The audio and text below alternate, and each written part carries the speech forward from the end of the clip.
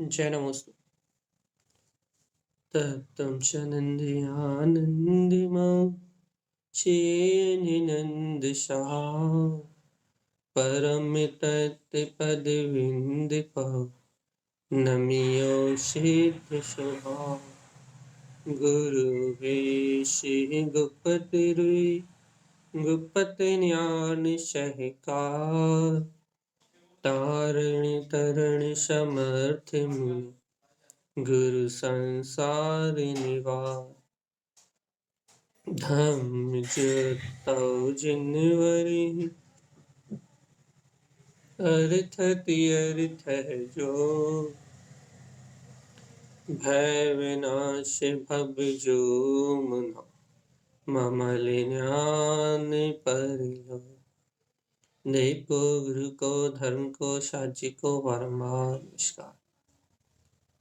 श्री मंगलाचरण अर्घ ध्रुव समो शरण उत्पन्न जयवल अर्घ ध्रुव समो शरण उत्पन्न जयवंत अर्घ ध्रुव समो शरण उत्पन्न जयवंत अर्घ ध्रुव समो शरण उत्पन्न जयवंत अर्घ ध्रुव समो शरण उत्पन्न जयवंत अर्घ ध्रुव समो शरण उत्पन्न जयवंत अर्घ ध्रुव समो शरण उत्पन्न जयवंत अर्घ ध्रुव समो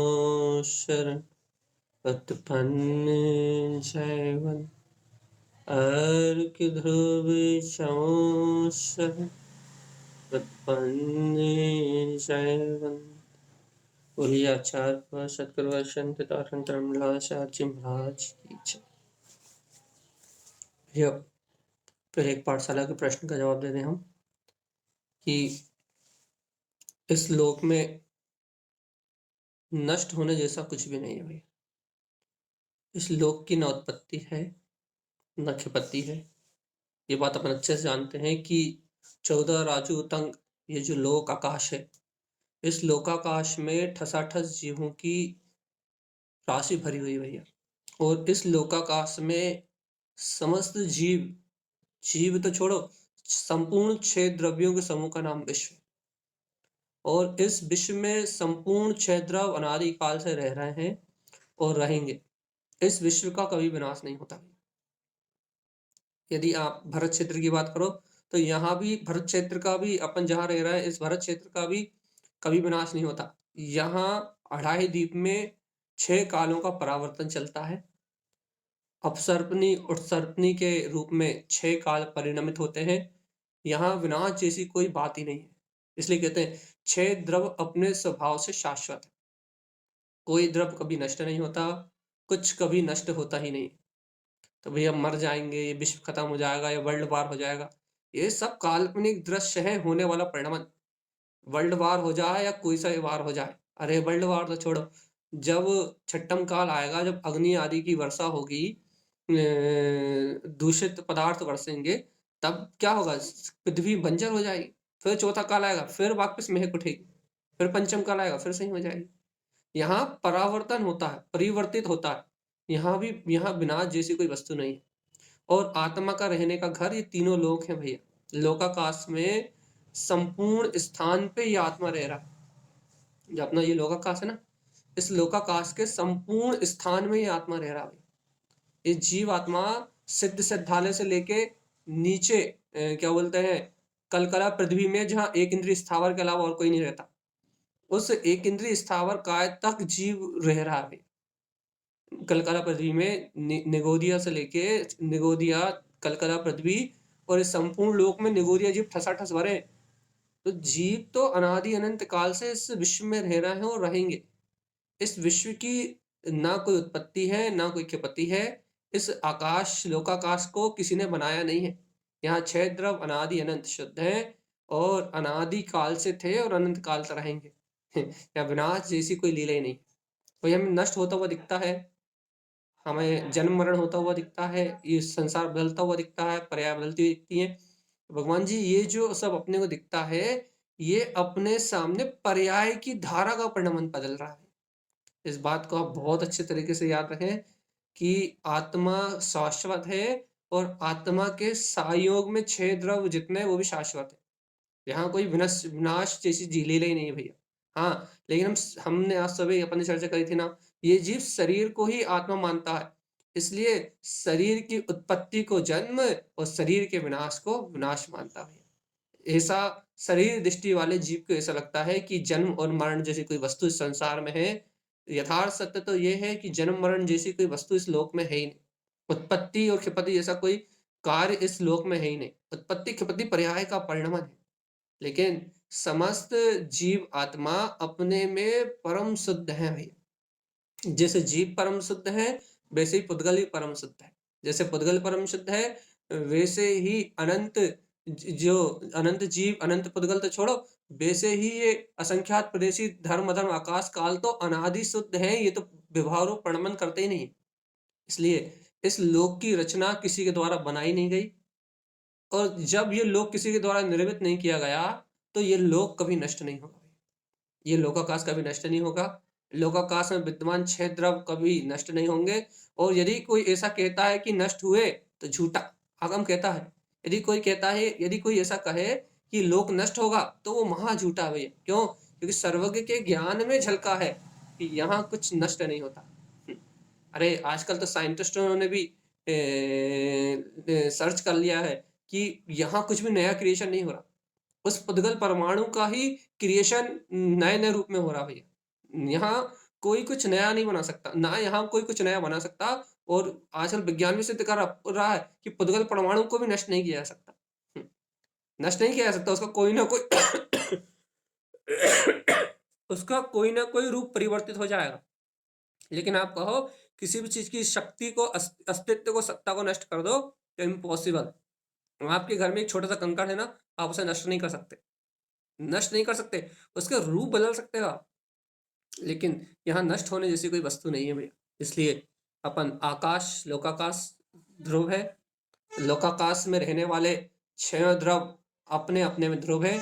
यहाँ कोई किसी की उत्पत्ति का कारण नहीं है, कोई किसी के विनाश का कारण नहीं है। ऐसा जान के इस संसार की झूठी भ्रांति से अपन आगे बढ़े और शाश्वत स्वभाव की स्वीकारता की ओर आगे बढ़े, जैन विज्ञान की ओर आगे बढ़े। जैनेन्द्र परमात्मा ने जो विज्ञान दिया, तीनों लोकों का जो ज्ञान है, अपन इसे जाने, इसे जानेंगे तो अपना श्रद्धान सही होगा, और अपना श्रद्धान सही होगा तो अपन संसार की भ्रांतियों में अपना मन नहीं लगेगा। संसार की भ्रांतियों में अपन उलझेंगे नहीं, और अपन संसार की भ्रांतियों में ना उलझ के अपन क्या करेंगे भगवानात्मक, इन तीन लोग को पढ़ के संसार की ये सारी व्यवस्था को जान के क्या मिलेगा भैया? ये तो बौद्धिक ज्ञान है। हाँ, बौद्धिक ज्ञान नहीं है, ये जो अपने को 3 लोक में जो भ्रांतियां हैं, ऐसा क्यों होता है, ऐसा क्यों होता है, ऐसा तो नहीं हो जाएगा, ऐसा तो नहीं हो जाएगा, इस प्रकार के सारे विकल्पों का नाश हो जाएगा। और एक बात सिद्ध होगी, सब आकृतिम है, किसी के द्वारा निर्मित नहीं किया गया। इसलिए आकृतिम वस्तुओं की ही यहाँ सत्ता है। यहाँ यदि कुछ भी निर्माण किया जाएगा, यदि कुछ भी आप बुद्धिपूर्वक बनाओगे, तो वो क्षणभंगुर और नाशवान पर्याय होगी। देख लो, हम आखिरी बार कह रहे हैं, फिर हम दूसरे प्रश्न पे जा रहे हैं। आपको अपने जीवन में यदि उत्थान करना है, यदि आप अपने जीवन में विकास करना चाहते हो, तो एक मूल मंत्र याद रखो। क्या? कि यहाँ कुछ भी बनाया नहीं जा सकता, कुछ भी बनाया नहीं जा सकता। यहाँ सब कुछ आकृतिम है। आप ना किसी को निर्माण कर सकते हैं, ना आप किसी को मिटा सकते। यहाँ कुछ बनता ही नहीं है, सब आकृति में। 6 द्रव अपनी यथावत सत्ता में अनादि अनंत शुद्ध, सब अपनी सत्ता से, अपने अस्तित्व से विद्वान है। किसी को किसी के अवलंबन की आवश्यकता नहीं है। और यदि आप कहो कि मैंने कुछ बनाया, मैंने घर बनाया, तो भैया ये घर की पर्याय जो आपने बनाई है, जो आपने बनाया, एक जो क्रिएशन किया है, इसका मिटना 100-200 साल बाद संभव है। अर्थात ये घर रूप आकृति मिट जाएगी, लेकिन जिन पुद्गल परमाणु से अपने घर निर्माण किया था, वो पुद्गल परमाणु कभी नहीं मिटेंगे। वो अगले रूप में परिवर्तित हो जाएंगे। इसलिए यहाँ कुछ भी उत्पन्न नहीं होता। इस संसार में कुछ भी क्रिएशन नहीं होता, तो क्रिएविटी होती है। अर्थात क्या होता है? लोग अपनी कल्पनाओं से नाना प्रकार की क्या बोलते हैं आकृतियां निर्माण करते हैं। इसलिए तो अपन कहते हैं अचेतन में देव नहीं, जड़ में परमात्मा नहीं। क्यों? क्योंकि वो कृत्रिम है, बनाया हुआ है, किसी के द्वारा निर्मित किया हो गया है। एक कल्पना को परमात्मा को रूप दिया गया है। परमात्मा तो अरिहंत है भैया, इसलिए साक्षात सच्चे देव जो 14 प्राण से युक्त अरिहंत परमात्मा ही वो ही जो स्वाभाविक रूप से बनाए नहीं गए, ऐसा उनका स्वभाव है, चार चतुष्टय से संयुक्त है, इसलिए उन्हीं को परमात्मा के लिए संबोधन दिया जाता है। और बाकी जो भी कृत्रिम है उसमें परमात्मा नहीं माना जाता। परमात्मा या फिर कुछ भी जो कृत्रिम है, जो क्रिएट किया गया है, उसका विनाश निश्चित है। इसलिए इस लोक को बनाया नहीं गया, इसलिए इसका विनाश निश्चित, इसका कभी विनाश नहीं होगा। और 6 द्रव्यों को बनाया नहीं गया, इसलिए इनका कभी विनाश नहीं होगा। ये साथ जान के जीव अपने अंतर में मायाचारी रूप बुद्धि का त्याग करे, माया रूप बुद्धि का त्याग करे और वस्तु स्वभाव का निर्णय करके संसार की चिंता छोड़ दे कि संसार का क्या होगा, लोक का क्या होगा, संयोगों क्या होगा। भैया कहीं किसी का कुछ होने वाला नहीं, सब शाश्वत स्वभाव वाले हैं और मैं इनसे भिन्न ज्ञान मात्र चेतना हूं। इस सत्य की प्रतीति अपने जीवन में आए तो आनंद ही आनंद है। तो अपन इस विषय से बाहर निकलते हैं। अगला प्रश्न है अपना मिथ्यात्व। मिथ्यात्व क्या है भाई? क्योंकि जब भी चर्चा होती है, हम अपन लोग जब भी चर्चा करते हैं तो सबसे पहले कहते हैं भैया मिथ्यात्व का त्याग करो। और ग्रहित मिथ्यात्व का तो अपन जानते हैं भैया, कुदेव अदेव मिथ्यादेव कुरु आदि इनकी संगति। ग्रहित मिथ्यात्व को तो त्यागने की बात अपन कर ही लेते हैं, और कहो तो संयोगवश उसका त्याग भी कर दें, लेकिन आग्रहित मिथ्यात्व का त्याग आज तक जीव ने नहीं किया। आग्रहित मिथ्यात्व मतलब है जीवन, जीवन जीने का जो अपना तरीका है वो आग्रहित मिथ्यात्व है। आग्रहित मिथ्यात्व जीवन जीने का तरीका मतलब शरीर संयोग मन वचन काय की जो प्रवृत्ति है ये सब कुछ मिथ्या है। ये काल्पनिक पूरा जगत ही मिथ्या है। उठना बैठना सोना जागना खाना पीना, यहाँ तक कि श्वास लेना, आपकी धड़कन चलना, ये सब मिथ्या है भैया। अर्थात मिथ्या मतलब ये सब पुद्गल की एक समय की पर्याय है। जितना भी परिणमन चल रहा ना, एक एक श्वास, ये अपनी एक एक श्वास है ना भैया, ये एक एक श्वास का परिणमन मिथ्या है। ये एक एक शब्द जो कहे जा रहे हैं ना, ये एक एक शब्द का परिणमन मिथ्या है। जो आपको आंखों से दिखाई दे रहा है, कानों से सुनाई दे रहा है, ठंडी गर्मी सर्दी भूख प्यास, जो कुछ भी कर्म कर्म संयोग जन आपको पुद्गल का वेदन हो रहा है ना, ये पुद्गल का संपूर्ण वेदन ही मिथ्या है। तो भाई हमारे जीवन में मिथ्यात्व क्या है? अपना सुबह से लेकर रात तक का पूरा जीवन ही मिथ्यात्व है। क्या कह रहा भैया जी? बिल्कुल 100% मिथ्यात्व। सुबह उठते हैं या रात में सोते हैं, 24 हॉवर्स का पूरा जीवन ही मिथ्यात्व। और मिथ्यात्व को छोड़ो की बात क्यों करी जाती है भैया? जो राग के संस्कार हैं, द्वेष के संस्कार हैं, कर्तृत्व के संस्कार हैं, भोक्तत्व के संस्कार हैं, अपनत्व के संस्कार हैं, ममत्व के संस्कार हैं, पर से स्नेह है, राग है, ममत्व है, जो भी परिणाम है ये सब मिथ्यात्व है भैया। ये समूल ही मिथ्यात्व है, संसार ही समूल मिथ्यात्व है। देखो बिल्कुल 2 शब्दों में कहे, ये जितना भी आपको संसार दिखाई दे रहा है ना, संसार शरीर भोग, ये सारा ही मिथ्यात्व है, इसमें सम्यक कुछ है ही नहीं। तो भैया मतलब हमारा पूरा जीवन ही मिथ्या है, राइट? ये अपना जो शारीरिक संयोग रूप जो पूरा जीवन है, पूरा जीवन ही मिथ्या है, इसमें सम्यक कुछ भी नहीं। तो भैया फिर सम्यक कैसे गिलाए, कैसे ग्रहण करें? भगवान जी, जिस जीव को इस पर पर्याय परिणमन इस शरीर आदि से एकत्र टूटता है, मन वचन काय की क्रियाओं से एकत्र टूटता है, सुबह शाम के भाव से एकत्र टूटता है, दिन रात की चिंताओं से एकत्र टूटता है, और इनसे भिन्न में ज्ञान मात्र सत्ता का बोध होता है, उसका नाम है सम्यक, जिसकी भरपूर चर्चा आचार्य श्रीमद जिन तारण स्वामी ने अपने ग्रंथों में करी। आचार्य श्रीमद जिन तारण स्वामी के ग्रंथों में सम्यक ज्ञान स्वभाव और अपने वीतराग तत्व की अलौकिक महिमा है भैया। उनकी हर एक गाथा में ज्ञान स्वभाव अन्वयम, ज्ञान स्वभाव अन्वयम, तू परम ओंकार में शुद्ध वीतराग तत्व का धारी, एकमात्र वीतरागता की प्रचंड शक्ति को दर्शाया भैया। आत्मा के अभेद स्वभाव के इस वैभव को दर्शाया भैया। एक बात बहुत सीधी सी है, मैं आत्मा शुद्ध भीतराग ज्ञायक परमात्मा, मैं अखंड अभेद, मैं ज्ञान में आत्मा, मैं परभाव से भिन्न ज्ञाता तत्व हूँ। ऐसी आत्म शक्ति का बोध, इसका नाम सम्यक है। और इसके अलावा आपके जीवन में, हमारे जीवन में, या इस दुनिया में कोई भी हो, इस चैतन्य शक्ति के बोध के अलावा अपने जीवन में जो भी है वो सब मिथ्या है। मिथ्या का अर्थ होता है असत्य, काल्पनिक, काल्पनिक जगत, काल्पनिक संयोग। तो भैया अपना हंसना, बोलना, सोना, जागना, आपसे हमें बात करना, आपके प्रश्न का समाधान देना, ये सब मिथ्या है भैया, ये सब मिथ्या है, बिल्कुल झूठ है। झूठ क्यों है? क्योंकि क्षणभंगुर नश्वर पर्याय है, इसमें सत्य नाम की कोई वस्तु नहीं है। तो क्या भैया ये सब अपन चर्चा कर रहा है, चर्चा सुन रहे हैं, सब मिथ्यात है? हाँ हाँ, बिल्कुल निश्चिंत होकर कह दो मिथ्यात है। क्यों? क्योंकि ये पुद्गल का परिणमन है भाई। भैया फिर सम्यक क्या है? इन सब पर्याय धाराओं से भिन्न अपनी चैतन्य में शक्ति का बोध होना, इसका नाम सम्यक है। अब भाई अपन कहते हैं ना, मिथ्यात को क्या कहते हैं अपन? मानता, मिथ्या मानता। मिथ्या मानता ही तो मिथ्यात है। क्या है भैया जीव को मिथ्या मानता क्या है? यही तो मिथ्या मानता है कि मैं कर रहा हूं, मैं धर रहा हूं। देखो भैया, आप कह रहे हो मिथ्या मानता अकेला कह देते हैं, तो मिथ्या मानता क्या है? हर पल आपके साथ चलने वाली आपकी, हर पल आपके साथ चलने वाली आपकी विपरीत श्रद्धा, विपरीत ज्ञान का नाम ही तो मिथ्या मानता है। कैसे कैसे? कोई भी कार्य हो रहा है, उस कार्य में मैं पने की अनुभूति हो रही है, यही तो मिथ्या मानता है कि मैं कर रहा हूं। कोई भी भाव आ रहे हैं, वो भाव जो मन में भाव चल रहा है, उन भाव में ये भाव मेरे हैं, ये भाव मैं कर रहा हूं, ऐसी मैं पने की जो मान्यता है, ये मान्यता ही तो है अपनी कि मैं कर रहा हूं, जबकि वो भाव कर्म का रोल है, पर पुद्गल की दृष्टि होने के कारण उत्पन्न हो रहा है, लेकिन वो परिणाम मैं कर रहा हूं, ऐसी मान्यता ही तो मिथ्या है। मिथ्या मानता मतलब? जी कहिए।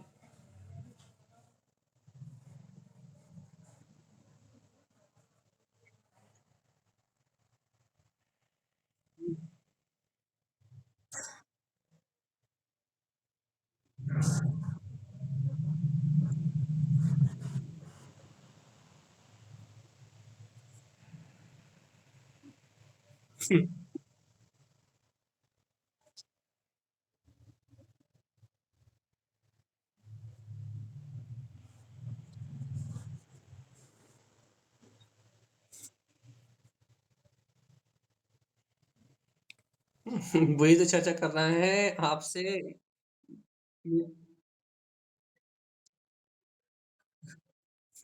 यही तो चर्चा कर रहा है मीनाक्षी जी, कितना तो कह रहा है। इस इन सब मान्यताओं के बीच में सुबह शाम की अपनी इन शारीरिक अचेतन जड़ क्रियाओं के बीच में चैतन्य की जितनी क्रांति जग रही है, और चैतन्य की क्रांति कैसे जगेगी, यदि ये आप ये कहना चाह रहे हो? भाई देखो, शरीर की क्रांति तो हमें समझ में आ रही है। हाँ, म्यूट कर लीजिए आप। शरीर की क्रांति तो हमें समझ में आ रही है। चलना, उठना, बैठना, खाना, पीना, सोना, जागना, ये शरीर की क्रांति है। मन वचन कायी की क्रांति मतलब पुद्गल की क्रांति है। जितनी भी ये पुद्गल की क्रांति है, इस पुद्गल की क्रांति से भिन्न अपने चैतन्य की क्रांति कैसे जागे अपने अंदर? तो भैया चैतन्य की क्रांति जगाने के लिए भगवान आत्मा आपको आपको ये पुद्गल का परिणमन, शरीर का परिणमन, शरीर की क्रांति परिणमित हो रही है, इस शरीर की होती हुई घटती हुई क्रांति में अपने चैतन्य की आग लगानी पड़ेगी भैया। अर्थात मैं चेतन हूं, ऐसा विश्वास गाढ़ा करना पड़ेगा। अब आप फिर कहोगे भैया विश्वास हम कर तो रहे हैं, और कैसे करें? भगवान आत्मा, विश्वास एक दिन की वस्तु नहीं है, एक समय की वस्तु नहीं है। आपकी श्वास श्वास में विश्वास बसे ना, श्वास श्वास में विश्वास बसे। क्या? कि श्वास लेने वाला भिन्न है और मैं चेतन आत्मा भिन्न हूं, ऐसा श्वास श्वास में बसे रहे।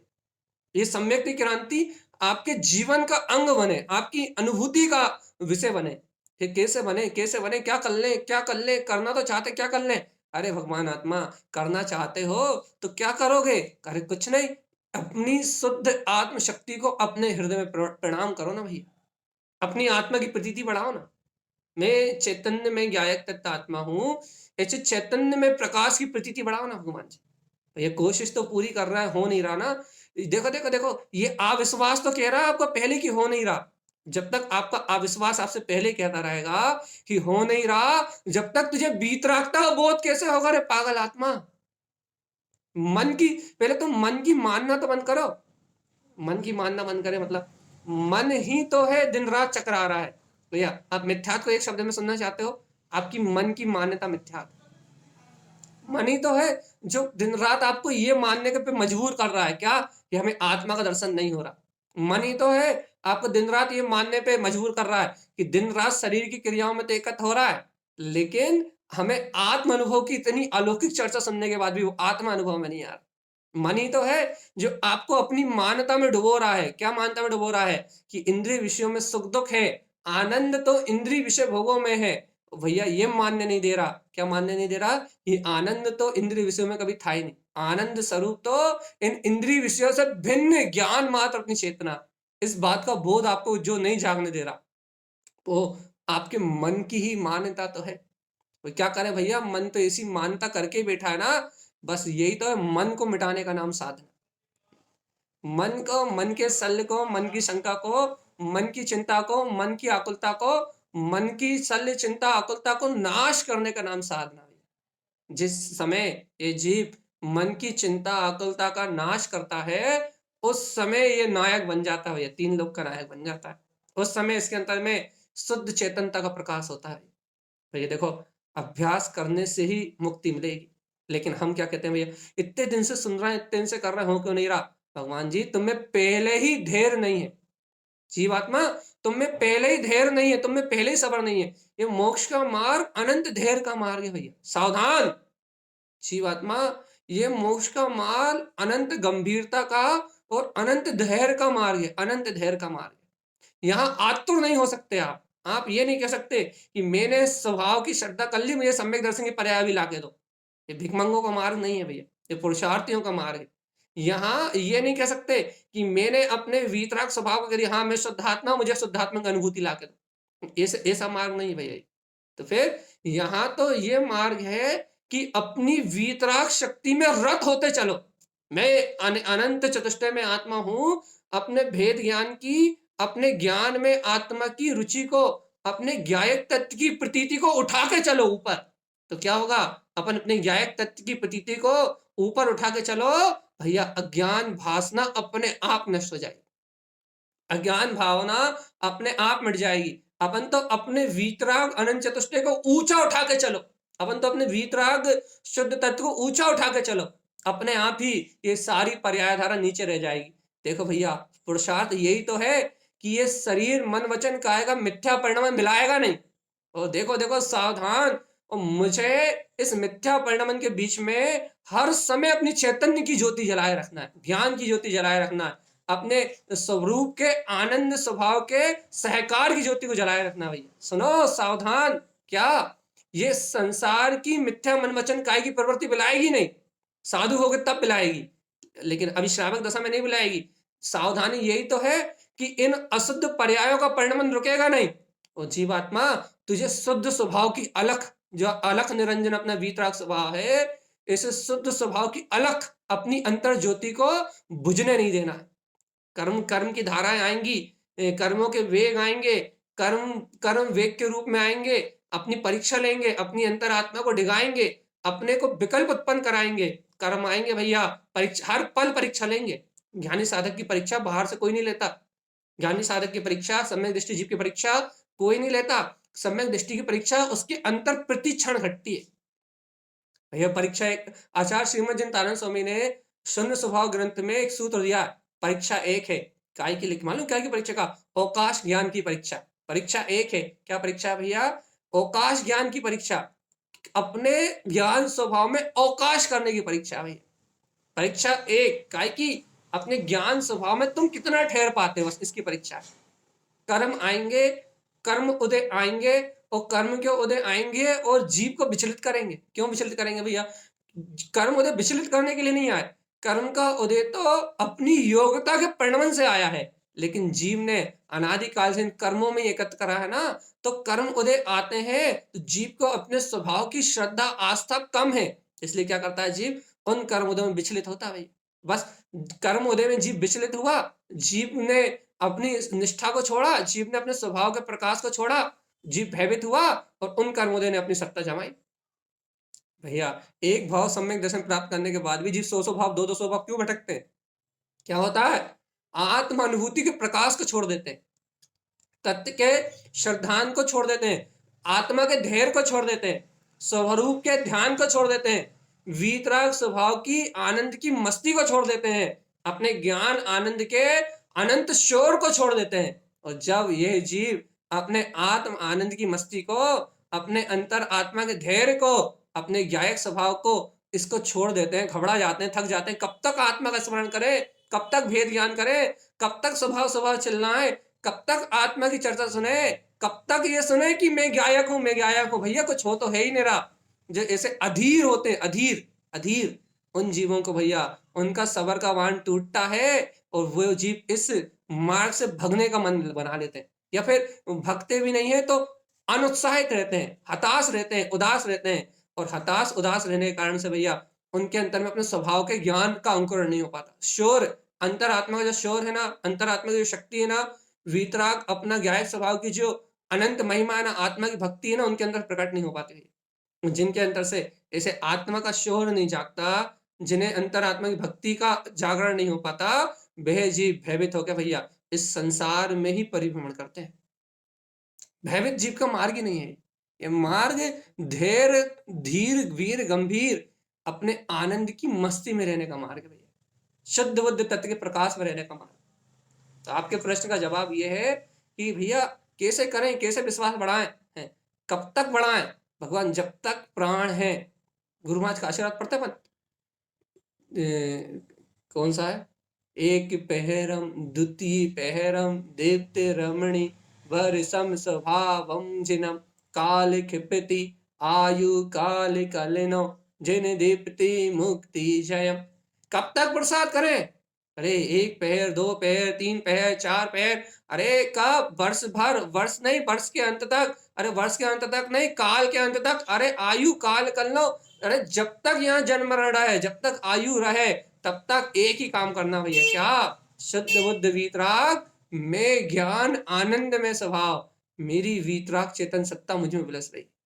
ऐसा आशीर्वाद दिया आचार्य श्रीमद जिनतारण स्वामी। जीवात्मा पुरुषार्थ करो और पलट के मत देखो फल मिला या नहीं मिला। देखो भाई जीव की सबसे बड़ी कमजोरी मालूम क्या है? स्वभाव का पुरुषार्थ करता है और पर्याय को पहले ढूंढने लगता है। सम्यक दर्शन की पर्याय आई या नहीं आई, आनंद की पर्याय आई या नहीं आई।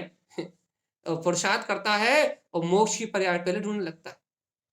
यहाँ पुरुषार्थ करता है और अनुभूति की पर्याय पहले ढूंढने लगता है। भाई हम तो इतना पुरुषार्थ कर रहे हैं, मैं आनंद क्यों नहीं आ रहा? भैया आप तो कितने आनंद में चर्चा करते हो, हमें ऐसा चिंतन क्यों नहीं हो रहा? पर्याय पहले खोजने लगता है और आत्मा को बाद में खोजता है भैया। भगवान जी ये है ना, जो पर्याय को खोजने वाले ये जीव है ना, इन्हें कभी आत्मा का ना आनंद आने वाला, ना इन्हें कभी आत्मा मिलने वाला। सही कह रहा है, लिख लो अपनी डायरी में। जो पर्याय को खोजने वाले जीव ने, जो पर्याय की रुचि है, पर्याय को पहले खोजने लगते हैं, उन जीवों को कभी कभी कभी आत्मा नहीं मिलेगा भैया। भैया काय को आप ऐसा कह रहा? सिद्धांत है ये, हम नहीं कह रहे ये आपसे, ये ऐसा ही है। क्या है कि जो जीव ढूंढ रहा है ना पर्याय को पहले, उन जीवों को कभी भी आत्मा नहीं मिलेगा भैया। आत्मा किन्हें मिलेगा? जिनके पास पर्याय का कोई महत्व नहीं है भैया। याद रखना भगवान जी, जो पर्याय परिणमन से एकदम परे अपने वीतराग अखंड ज्ञान स्वभाव की शक्ति का बोध जगाने की सामर्थ्य रखते हैं, उन्हें मिलेगा भैया परमात्मा। आपका प्रश्न है मिथ्यात्व क्या है? इस चेतनता के पुरुषार्थ से रहित जो कुछ भी है वो सब मिथ्यात्व।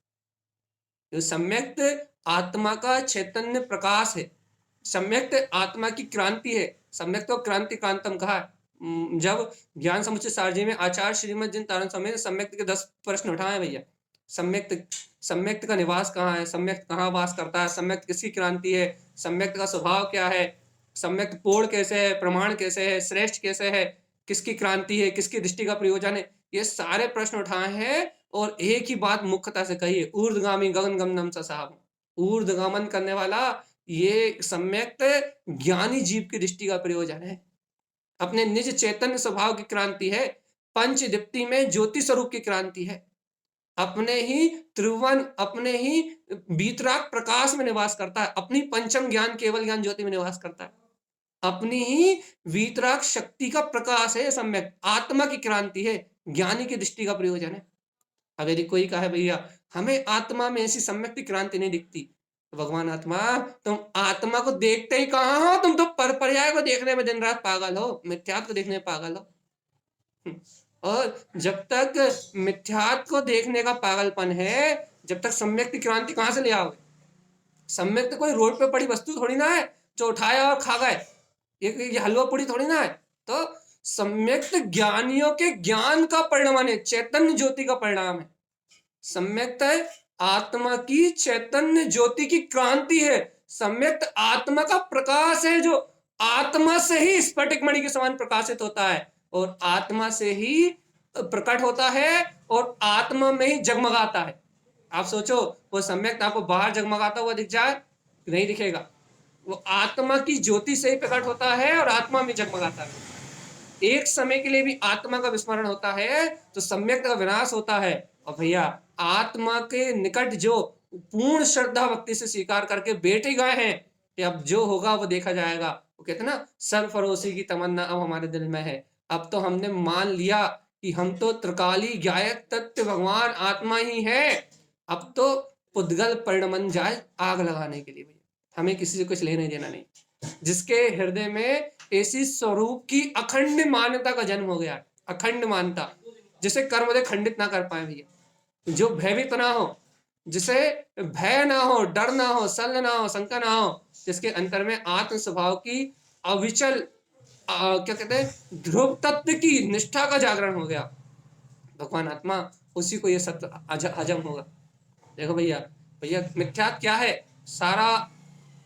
सारा व्यवहार मिथ्यात्व है भैया। कब सारा व्यवहार मिथ्यात्व है? जब आपको आत्मा की प्रतीति नहीं है। और यदि आपको आत्मा की प्रतीति है तो भैया मिथ्या व्यवहार जो संसार का राग आदि का व्यवहार है ये आपसे भिन्न है, और जो सम्यक व्यवहार संयम आदि का जो व्यवहार हो रहा है वो सब मोक्ष का कारण। लेकिन सम्यक है तो आत्मा की क्रांति है, तो ध्रुव चैतन्य में आत्मा की प्रतीति है, तो अपन भेद ज्ञानी है तो सम्यक है। और भैया यदि भेद ज्ञानी नहीं है, आत्म स्वभाव की प्रतीति नहीं है, तो भगवान जी दिखावा है बस। हम ये बकबक कर रहे हैं ना, ये भी मिथ्या है, मात्र दिखावा है। आप सुन रहे हो ना, ये भी दिखावा है भाई। किसको दिखा रहा है? अपने आप को। संतोष भाई जी जुड़े ना, संतोष भाई जी अपने आप को संतोष दे रहा है बस। क्या संतोष दे रहा है? कि भैया हम भगवान की वाणी सुन रहे हैं, संतोष दे रहे हैं अपने आप को। भैया संतुष्ट हो रहा है क्या? हम सुन तो रहे हैं, कम से कम इतना तो काम चल ही रहा है ना। लेकिन भगवान आत्मा संतोष करना है तो एक स्वभाव में करो भगवान जी, ऐसा आनंद स्वरूप में संतोष करो कि भगवान जी मेरी पूर्ण सत्ता में, मेरे केवल ज्ञान में, अनंत चतुष्टय में आज तक रंच मात्र अंतर नहीं आया। ऐसा आनंद अपनी अंतर आत्मा में रति रूप आनंद, अपने में संतुष्ट होने का भाव प्रकट हो जाए तो कोई आनंद की बात है भैया। कब तक करना पड़ेगा ऐसा? हमने हजारों बार नहीं लाखों बार आपसे कहते हैं, जब तक केवल ज्ञान ना हो जाए तब तक करना। ये ऐसा कब तक बोलना पड़ेगा हमें? जब तक आप ध्यान समाधि में लीन ना हो जाओ तब तक बोलना पड़ेगा भैया। ऐसा स्मरण कब तक रखना पड़ेगा? जब तक निर्विकल्प आनंद में डूब ना जाओ तब तक करना पड़ेगा भैया। भैया बुद्धिपूर्वक भेद ज्ञान कब तक करना पड़ेगा? जब तक आपको शरीर का परिणाम भिन्न और ये चेतना भिन्न, जब तक आपको ऐसा सहज अनुभूति में ना बरतने लगे तब तक करना पड़ेगा भैया। बहुत समय निकल जाएगा। क्यों? अनंत काल से संसार में भटक लिए, तब समय नहीं निकला। अब ये 10, 20, 25 साल के जीवन में थोड़ी आत्मा की साधना करने की बात कर रहे हैं, तो भाई समय निकल जाएगा। क्या करना चाहते हो भाई? जल्दी से एक आध दिन में, एक आध घंटे में भेद ज्ञान कर ले, फिर पाप विषय कसाय कर ले। अरे मूड प्राणी, दो ही काम नहीं हो इससे आने। यहाँ आत्मा आत्मा कह रहा है, भेद ज्ञान कह रहा है, और वहां भोग की लालसा मन में दबा के रखो। कह रहा भाई जल्दी से भेद ज्ञान कर ले, तो फिर भैया क्या करें, जल्दी जल्दी से अपना भेद ज्ञान का काम हो जाए तो भोगों की रुचि रख, भोगों की इच्छा पूरी कर ले भैया। भगवान आत्मा, ये मायाचारी यहाँ नहीं चलती, यहाँ चलता है ज्ञान का प्रकाश, यहाँ चलता है तत्व का बोध। काय का तत्व का बोध भैया? अंतर से लगी लगन यदि किसी को हो कि मैं गायक आत्मा हूं, जो स्वरूप को ग्रहण करने की गहन जिज्ञासा अपने अंतर में रख के बैठा हो, उसके लिए बात है भैया। कि कभी हारना नहीं, कभी थकना नहीं, कभी पर्याय परिणमन की कुछ मानना नहीं। ये पर्याय परिणमन, ये संयोग, संयोगी भाव, ये सब कर्म आश्रित परिणमन है। और मैं आत्मा आत्मा आश्रित हूं। मेरा इन कर्म आश्रित परिणमन से कोई भी रंच मात्र भी, एक समय मात्र का भी कोई संबंध नहीं है। जिसके हृदय में ऐसे स्व समय का बोध होता है, सावधान जीवात्मा, सावधान ही रहना। जिन भव्य आत्माओं के हृदय में ऐसे स्व समय में परमात्मा का बोध होता है, भैया वह भव्य आत्मा इस संसार की यात्रा से छूट जाता है। और जिन जीवों को ऐसे स्व समय शुद्ध आत्मा की वर्तना नहीं है, भैया वह अज्ञानी मूढ़ जीव इस संसार में ही रति करते हुए अनंत 84 लाख योनियों में परिपूर्ण करते हैं। अपने हाथ जगन्नाथ वाला काम है। यहाँ तो जो जीव अपने अंतर में अपने चैतन्य भाव को जानता है, वह जग को जीत लेता है। और जो जीव अपने अंतर में ऐसे चैतन्य में प्रकाश की अनुभूति को नहीं जानता, वो जन्म मरण करता हुआ संसार में परिपूर्ण करता है। भैया आज का पहला प्रश्न का जवाब हम पहले दे चुके हैं। पहला प्रश्न इस विश्व की व्यवस्था को लेकर था। तो इस विश्व की व्यवस्था आकृति में है। इस विश्व की व्यवस्था को बनाने वाला कोई नहीं, 6 द्रव्यों को निर्मित करने वाला कोई नहीं। तो इस विश्व के विनाश की चिंता तो छोड़ दो भैया। ना यहाँ विश्व में कुछ विनाश को प्राप्त होता है और ना यहाँ 6 द्रव्यों का कुछ विनाश होता है। सब शाश्वत, ध्रुव और अखंड अनादि अनंत तक है। यहाँ विनाश होता है पर्याय का। तो पर्याय प्रति क्षण बदलती है और पर्याय बदलेगी, बदलती थी, बदलती रहेगी। इसलिए इस पर्याय की ओर दृष्टि ना दें। दूसरा प्रश्न का जवाब कि भैया मिथ्यात क्या है। हम मिथ्यात को कह तो देते हैं मान्यता है, ग्रहित मिथ्यात है, अग्रहित है। और अग्रहित में भैया मान्यता रूप चल रहा है, लेकिन समझ में नहीं आता क्या क्या है। तो भगवान जी ये सारा संसार ही मिथ्यात है, कुछ भी यहाँ सम्यक्त नहीं है। शरीर मन वचन काया इंद्रिय विषय भोग सब कुछ मिथ्या, सारा परिणमन मिथ्या। सत्य क्या है? इस परिणमन से भिन्न जो ज्योति स्वरूप आत्मा है वो सत्य है। सम्यक्त क्या है? चैतन्य में आत्मा की अनुभूति सम्यक्त है। कैसे होगी? जो प्रियता से आत्म तत्व का अभ्यास करेंगे उन भव्य आत्माओं को होगी। होगी कि नहीं होगी भैया ये अपने हाथ में। आखिरी बात है ये, बिल्कुल लास्ट। भैया इस आत्मा की अनुभूति हमें होगी कि नहीं होगी, भैया ये अपने हाथ में। यदि पुरुषार्थ करेंगे तो आज है, अभी है, इस समय। क्यों? क्योंकि सम्यक्त आत्मा का गुण है और आत्मा से सम्यक्त का कभी अभाव नहीं होता। ये बात कितनी देखो, कितनी श्रेष्ठ बात है ये, कि सम्यक्त गुण आत्मा का है और आत्मा से कदाचित कभी भी 3 काल में सम्यक्त का विनाश नहीं होता। सम्यक्त सत्ता मतलब सम्यक्त है आत्मा का शुद्ध स्वभाव, और वो सम्यक्त कभी आत्मा से नष्ट नहीं होता। भैया जब ये सम्यक्त कभी नष्ट नहीं होता, हमें प्राप्त क्यों नहीं हो रहा? भगवान जी आत्मा को प्राप्त करने के लिए आत्मा की रुचि चाहिए, ललक चाहिए, पुरुषार्थ से मिलता है। ये पड़ा हुआ कचरा कूड़ा नहीं है जो पुण्य उदय से मिल जाए या पाप उदय से मिल जाए। ये आत्मा की चैतन्य रिद्धि है। इस चैतन्य रिद्धि को प्रकट करने के लिए चैतन्य का शोर, चैतन्यता का पुरुषार्थ चाहिए भैया। और वो चैतन्यता का पुरुषार्थ कैसे करें हम? इसके लिए अपन ने पूरी चर्चा करी आज, कि इस मन वचन का इंद्रिय के मिथ्या परिणमन से दृष्टि हटा के अपनी मान्यताओं, मन की मान्यताओं में आग लगा के सर्वज्ञ की वाणी को हृदय में चिंतन तो करें भैया। अरे भगवान जी नफरत अब क्या कहें, भगवान के वचनों का नफरत से चिंतन मत करो। हाँ भैया मजबूरी है, चिंतन कर लो, नहीं तो मोक्ष हो नहीं जाएंगे, नहीं तो नरक जाना पड़ेगा। और भैया परिभ्रमण होगा। अब वस्तु स्वरूप अच्छा नहीं लग रहा, फिर भी चिंतन करे जा रहे हैं भैया।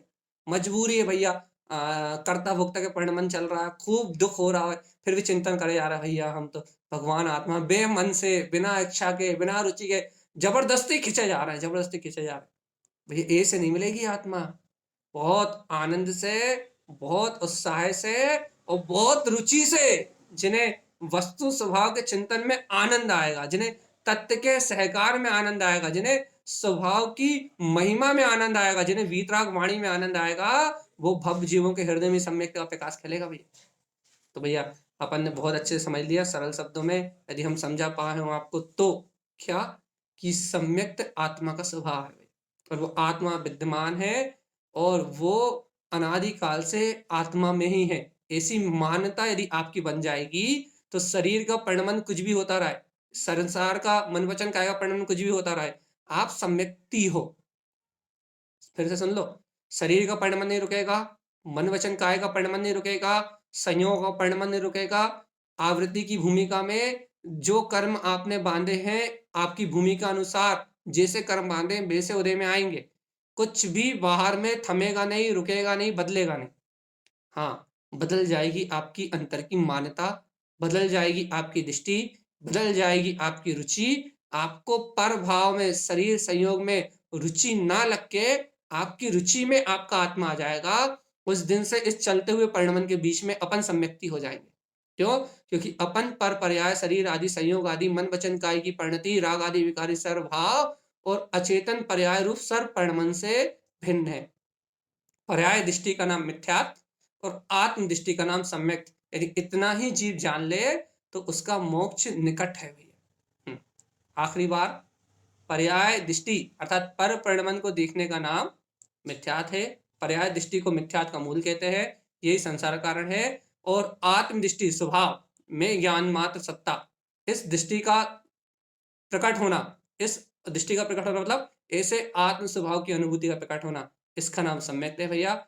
इसको ही सम्यक्त कहते हैं। जब भगवान आत्मा, आज के अपने दोनों प्रश्न बहुत सरल सरल थे, लेकिन अपने जीवन में अनुभूति का विषय बने तो कल्याण का मार्ग बने। आप सभी लोगों ने भैया आत्मिक आनंद की चर्चा को सुना। बस भावना इतनी है कि इस आत्मिक आनंद को सदैव के लिए अपना मान के और इसको अपना स्वीकार कर लें और पर पर्याय को पराया कर दें तो आज ही मुक्ति का मार्ग है भैया। गुरुदेव की अमृत वाणी हम सबके अनुभव का विषय बने और हम सभी सम्यक्त मिथ्यात्व के इस भेद को जान के सम्यक्त को ग्रहण करते जाएं और मिथ्यात्व को छोड़ते जाएं। इसका नाम पुरुषार्थ। दिन भर के झूठे व्यवहार को छोड़ते जाएं, अर्थात ये मेरा नहीं है, इसमें असत्यता और मैं ज्ञान मात्र सत्ता हूं, अपना शाश्वत व्यवहार, शुद्ध व्यवहार, ये अपने को अच्छा लगने लगे। इसका नाम भैया साधना है। ये साधना अपने जीवन में हो और अपन मंगल में मोक्ष मार्ग के पथ पे अग्रसर हो इन्हीं मंगल भावनाओं के साथ। बोलिए आचार्य प्रभु सदगुरु संत तारण तन मंडलाचार्य जी महाराज की जय। वही जिन लोगों ने